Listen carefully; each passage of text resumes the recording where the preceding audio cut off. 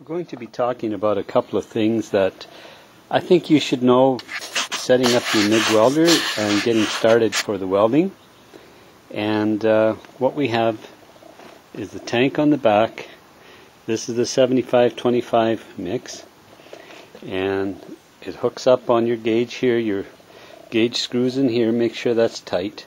Then put your hose on to your gauge. Then at the back it goes into the back of the welder, and don't over tighten that, just get it snug, but you don't have to really hork on it. Keep your gauge open when you're welding and shut it off when you're not.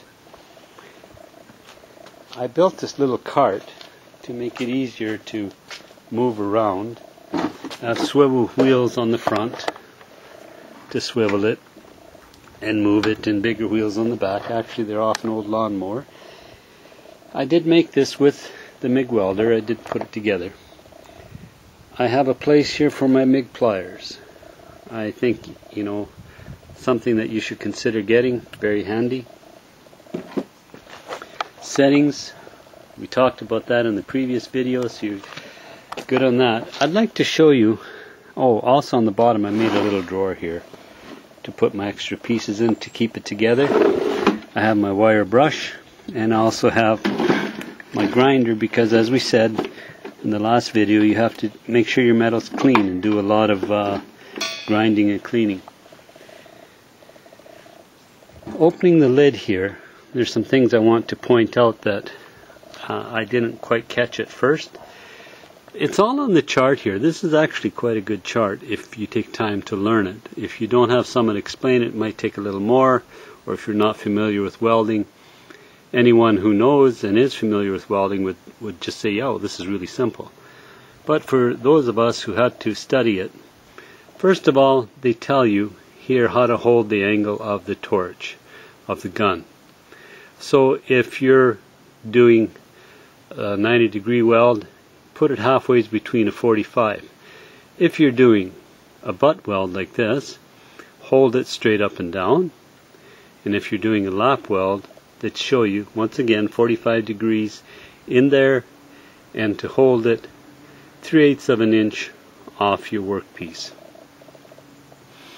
Now here you got your flux core arc welding and the MIG. MIG stands for metal, I think, inert gas. I'm not sure of the I, but anyway, it's for gas. And on here it tells you your different speeds for your different size metal. If you're doing 24 to 20 gauge, you use the gas, and after that you can use the flux core from 18 gauge on. So if you're doing 18 gauge flux core, you'd have your speed set on 1 and your heat on A. If you're doing 18 gauge with gas, you'd have it set on 2 with your speed on B. If it's 25 gauge wire, if it's 30 gauge, you go to 1.5 and B, and so forth. When you get to 1/4 inch, then it tells you that up to 1/2 inch. And then it's showing you here the direction of weld. When you're using flux core, you drag it. And when you're using vertical, you go up. But when you're using gas, you push the pedal and you come down. Over here is for your aluminum, showing you how to use aluminum and your settings for that. Very helpful little chart. Things I didn't find helpful. It's on here too. I did see it someplace. Oh, here you see it. It shows you DC negative, DC positive. That's very important to notice that, because down here you've got your ground wires, and for doing flux core you want your ground to be on negative, and when you're doing positive you want your ground to be on the positive when you're using gas. So let me say that again. I kind of got mixed up, sorry about that. When you're doing flux core, you want a negative ground, and you can see the negative mark there. When you're doing gas welding, you want a positive ground, so you put the ground wire on the positive and put that back on this side. And that the chart shows you that.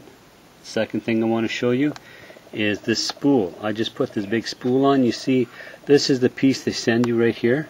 That's that extra spool. Push it through from the back. It clips in right there. Then you put the wing nut inside with a little white spacer and run your wire over the top so that it feeds in through here. Make sure you have the proper size roller on. They send you new rollers in the kit right here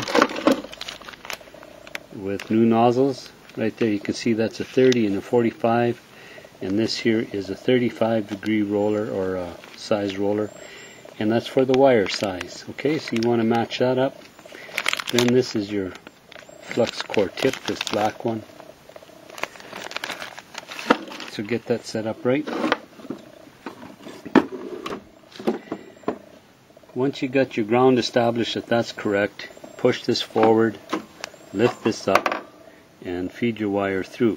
To change your little wheel here, this here is a little Torx head. Unscrew that, pull this clip off, pull your wheel off, and slide the proper wheel on. Tighten it, but not over tight.